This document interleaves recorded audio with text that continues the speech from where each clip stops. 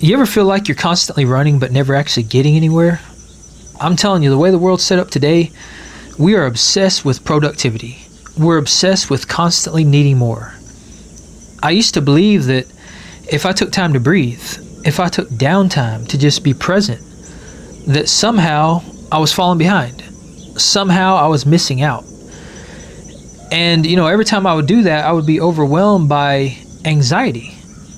Almost as if something was back behind me telling me that if you're sitting around, if you're not doing anything, if you're not constantly being productive, then you're lazy. And I think this is a big trap that a lot of us can fall into. And as a matter of fact, if you can relate to this, let me know down in the comments below. But I think one of the big reasons that's driving this is that we've all fallen victim to this hustle culture. Everything in our modern world is pretty much designed around constantly doing, constantly being productive. And we have to ask ourselves, what does productivity actually mean? And we'll get into that in a second. But I think one of the things that's really amplified this is social media and the internet. And, thinking back on my life, because I come from the generation back before the internet. I'm sure, again, if you are in the same generation I'm from, you grew up in the 80s and 90s, you can relate to this. But back in those days, we didn't really have to compare ourselves to other people to the extent that we do today, because we didn't have all this stuff that was basically fighting for our attention. We weren't comparing ourselves to all the stuff that we see online. Instead, though, what we did have, we had TV. And most of the time back then, we were comparing ourselves to celebrities. But it wasn't as profound, because you only see those celebrities when you actually sit down to watch TV. And for us back in those days, we weren't sitting down to watch TV that often because we were outside playing in the yard. We were doing stuff. We weren't glued to our phones, and we weren't glued to the TV 24/7. So the comparison wasn't there like it is today. But now that we have social media and we have all these highlight reels, that's what we're comparing ourselves to. So not only are we now comparing ourselves to celebrities like we used to, but now there's all these other things. And again, all these other things are going to be the perfect parts of everyone's lives. So it is literally, we're basing our identities and our status and our self-worth and all these things on productivity, because we believe we have to be productive so that we can get those things, because we believe those things are going to be the things that make us happy. We believe those things are going to be the things that fulfill us. And really what it boils down to is keeping up with the Joneses. But another part of this is that a lot of times we can believe that being productive means that we're consuming content, because a lot of people believe that if you're consuming content and you're learning, that means you're being productive. But what I've found that is also true for myself is that when I do nothing but consume content, I'm less productive, because my mind is tied up in all this content I'm consuming. And you can only learn so much before your mind starts to overflow. And then you can't really obtain or maintain any additional information, because everything that you're trying to take in is basically trying to be overwritten at the same time. And your mind just gets kind of full. And it really puts you in a position where you can't be productive, because you're so preoccupied with all the things that you're taking in. And that is what I found to be true for myself. So, it's really easy to believe that we're being productive when we're consuming content. But the fact of the matter is, you're not being productive unless you actually take action on the stuff that you're consuming. And I think that's one of the most fundamentally important things, is that as soon as you learn something, you need to put it into practice. You have to actually go out and do the thing, because if you don't do the thing, it's not going to solidify that in your mind. And then the next thing that you learn, which is probably going to be, minutes later after you consume the first piece of content, you're moving on to the next piece of content, and then you're overriding what you just learned. And essentially you learn nothing. And I found that for me, that leads to me being very unproductive, because I get too preoccupied with just keeping my face stuck in my screen that I never actually get out and experience life. I never actually get out and do the things that I've learned. And what ends up happening is I just start wasting time. I throw hours of my life away thinking that I'm bettering myself, when in all actuality, I'm probably putting myself further back. But since we believe all these things about ourselves, and we believe we have to constantly be turned on and doing something, the moment that we don't, and we try to take time to relax, is the moment that we start to feel pretty darn guilty about that. And that's what I've noticed to be true for myself, is that a lot of times if I try to take time for myself and just be present in the moment and just enjoy life, there's something in the back of my mind that's always telling me you need to be doing something.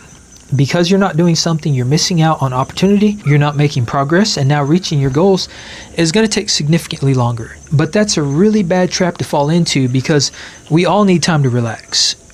Being present in the moment and just taking time to yourself to just exist is very, very important for a lot of reasons. Number one, it replenishes dopamine. You can't replenish dopamine if you're constantly seeking instant gratification and validation, and you're constantly being stimulated, because the more stimulation you're exposed to, the more dopamine you're expending, and eventually it runs out. And when it runs out, you start to feel depleted. You start to feel like life just doesn't have meaning anymore, like there's no purpose. It really, really degrades your soul after a while, especially if you're in a constant state of depleting your dopamine, because then it never has a chance to replenish, and that ends up compounding, and that can have a very negative impact on your life and essentially lead you to be less productive. So you can see how all these things, when they build on each other, you think you're being more productive, but actually it's probably hindering you. And what ends up happening is that we get caught up in this cycle of perpetual doing, perpetual productivity, and we start to base our identities and our self-worth off external progress, and we never stop to think about internal progress, because internal progress is actually the most important thing that we all have. And if we neglect that, and we believe that our external progress is what dictates who we are, that can eventually become a very big problem and lead to an existential crisis of feeling unworthy. And then it can become very difficult to distinguish between self-worth and external achievements. And that's a bad trap to fall into, because when you do that, then you're constantly striving for more.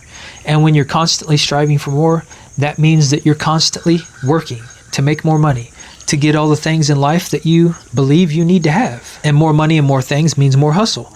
And more hustle means less free time. And less free time means that you don't have the time to enjoy all the things that you just acquired, that you thought were going to make you happy. And that can put you in a very bad position. And that's the trap I fell into when I was working my corporate job, because, I was working a lot.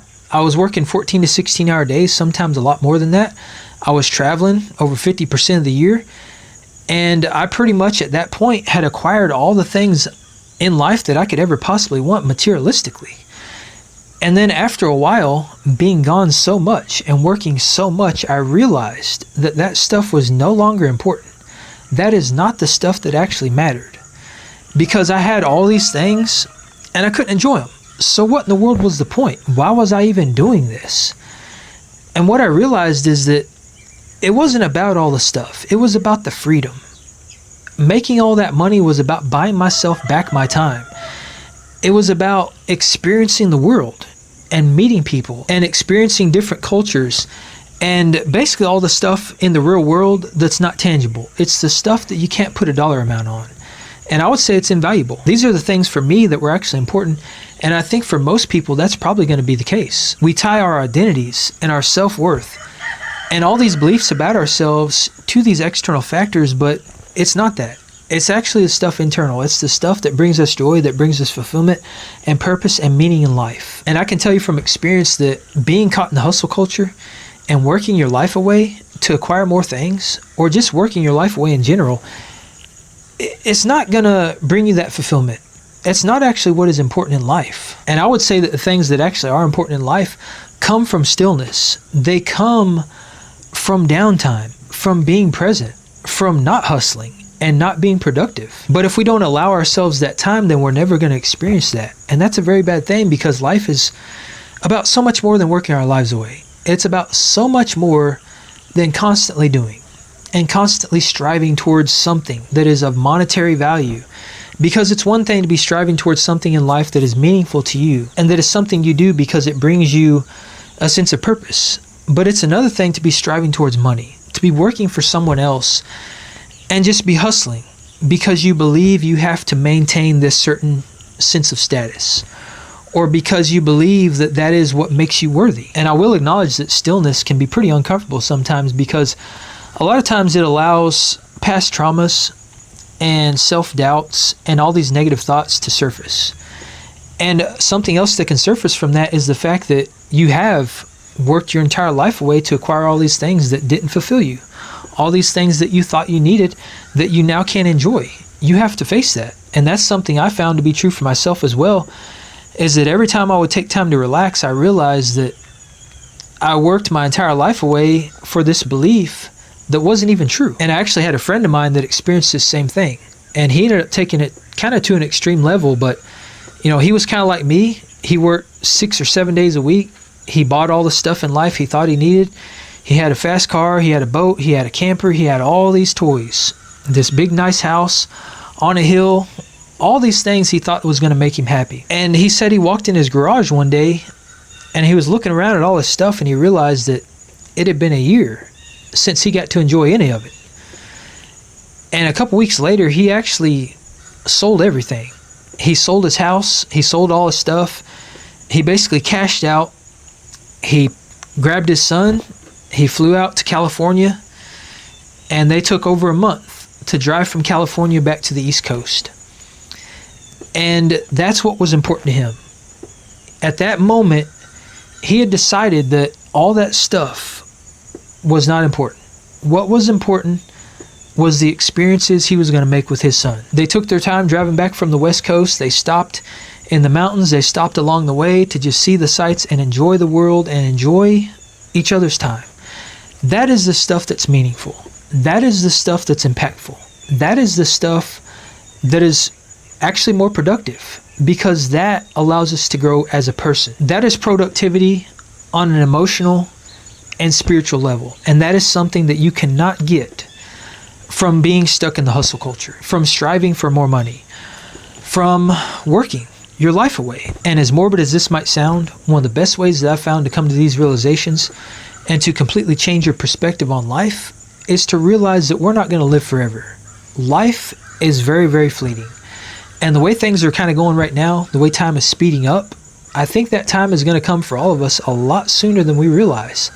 And I think it's important to understand and realize that, because until you do, a lot of us can kind of fall victim to living our lives as if we're always going to have tomorrow. We often put off the things in life that are actually important because we believe we'll have time to do those things later. But for a lot of us, later never comes. And for all of us, there's going to come a day where tomorrow doesn't come. So knowing and understanding that, why would we put these things off? Why would we not take risks and do things that push ourselves outside our comfort zones? Why would we not realize that all these small things that we stress about in our daily lives, in the grand scheme of things, they really don't matter? Is it because we're scared? Scared of what? Scared of failing? Scared of going after the things in life we want? Scared of not wasting our lives? Scared of actually doing something meaningful and impactful and making a difference in the world? To me, the thing that is the most terrifying is being stuck in this hustle culture, working my entire life away, and then getting to the end of my life and realizing that none of that stuff mattered. None of that stuff was actually important. And now I missed out on all the things in life that are actually important. And now there's no way to go back and undo the hands of time and reclaim all those years that I've lost. To me, what is the most scary is not experiencing the stillness, not taking the time to be present and to enjoy this beautiful world around us and to experience all the things in life that actually matter. And that's going to mean something different for each and every one of us, but until we allow ourselves to have that downtime, it's going to be tough to figure that out, because one of the things that downtime does is it frees up our mind. It frees us up from all these distractions, all this instant gratification and this validation and all this comparison and all these things that have our attention. It frees us up from all that. It allows our mind to be free. And then suddenly we can re-spark that imagination that we all have. We can re-spark creativity and just let our mind run wild. And when your mind begins to experience that level of freedom, you begin to experience that level of freedom. That's when you can really hone in on what's important to you. That is what free time and having that downtime does for me. Every time that I am stuck and I can't figure out which direction I want to go in life, I make it a point to make downtime for myself to just be present with no distractions so that I can just think, so that I can hone in on what it is in life that I want the most. It's almost like an internal compass. And once you've discovered that internal compass and you've learned how to read it, you'll never lose your sense of direction again. And now that you've regained your sense of direction, now all of a sudden you have clarity. Now all of a sudden you can redefine success not by constant activity, but by meaningful engagement, by meaningful interactions, by the things that are important to you, and by internal peace.